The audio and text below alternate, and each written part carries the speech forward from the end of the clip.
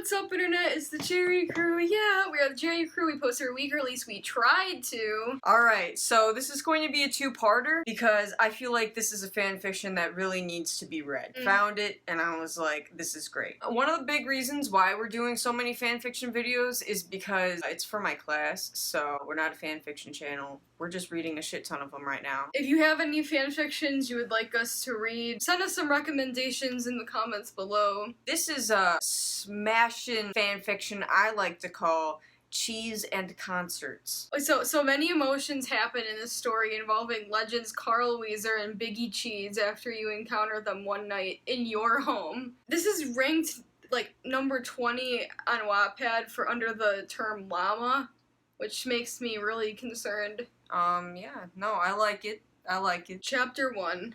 The Biggie Bang. It was 12 a.m. and I heard some music coming from downstairs as I went to get some shredded cheese. It was jazz with some groove to it.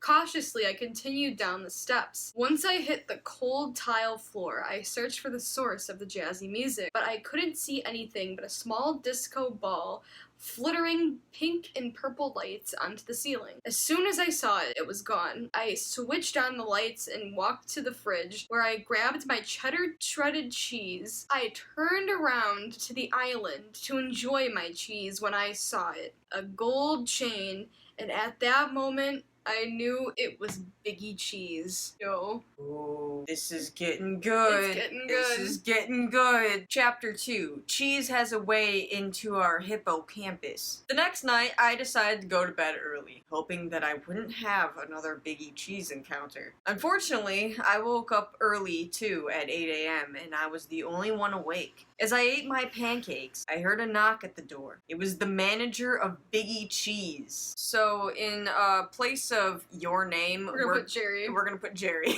You Jerry? He asked. Yes, I responded questionably. Come with me, please. It's about Biggie and the shredded cheese you ate last night. My mouth went wide open. How do you know about that? I followed him into the limousine.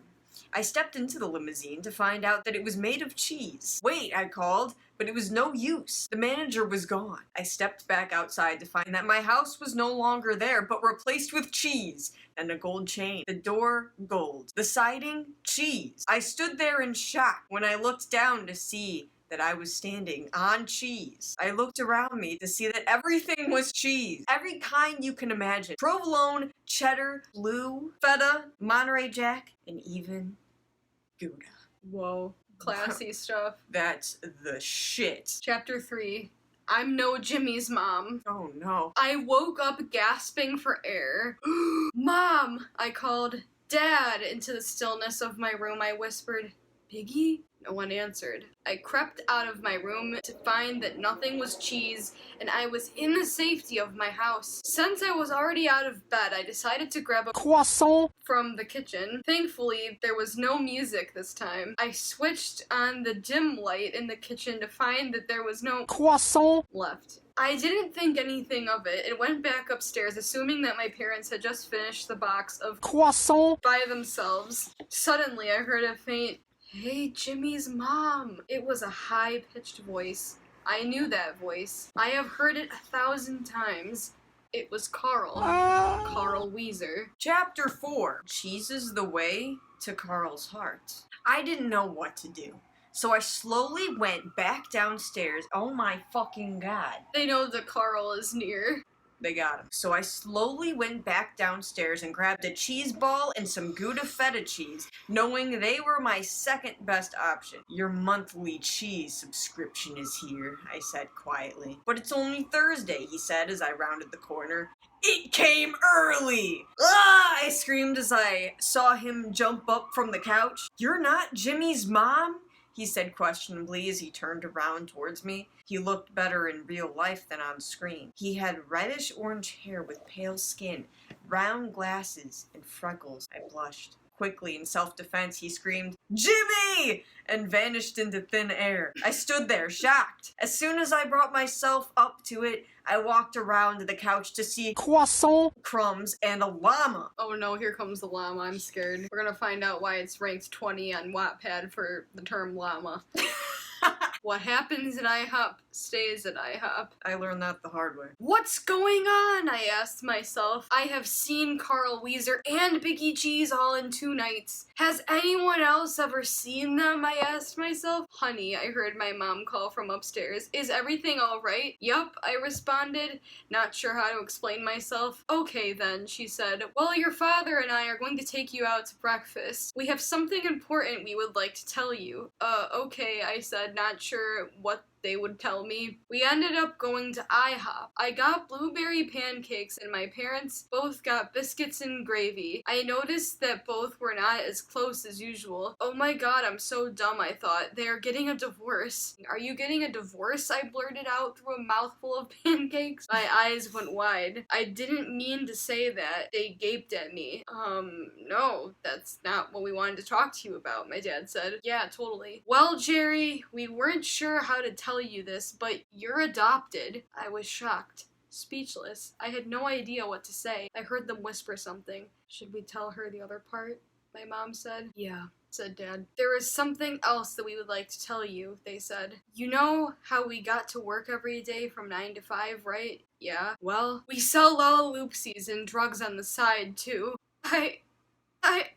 I stuttered. I just sat there staring at the two of them. How long has this been going on? Is my life just a big lie? I thought to myself. Wait, who are my real parents? I asked, bracing myself for a weird answer considering how this day was going. They shared a glance and then set their eyes on me. We know you've been having some encounters lately, Mom said. Correct? I nodded my head.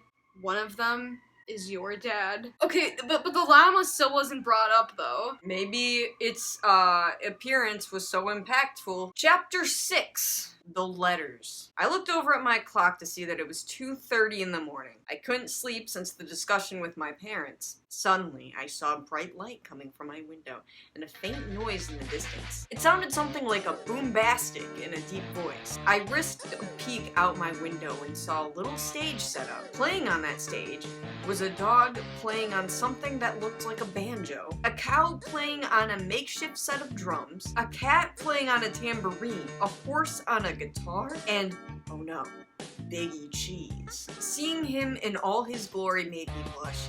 His golden chain shining in the light, his red hat flowing at the top of his head, and his stylish little glasses hiding his charming eyes. I stared at their show, debating whether or not to knock on the window. I decided not to because I didn't want to ruin his show. The music was so luscious. I fell asleep listening to it. Okay, so I just want to say, so supposedly, one of these two is her dad. Yeah, right. But she's okay, like but lusting she's like after both of them. Lusting after Carl Wheezer and Biggie Cheese. I don't understand. So I'm like, this is gonna be an issue. I mean, it is fan fiction. Soon after I fell asleep on the windowsill, listening to the sweet sounds of Boombastic. When I woke up, there was no stage and no evidence that there had ever been an amazing show. It was as if it was a fever dream. As I walked downstairs, I saw the mailman drop off the mail and decided to go and get it. I walked out the door and opened the mailbox. I flipped through the mail.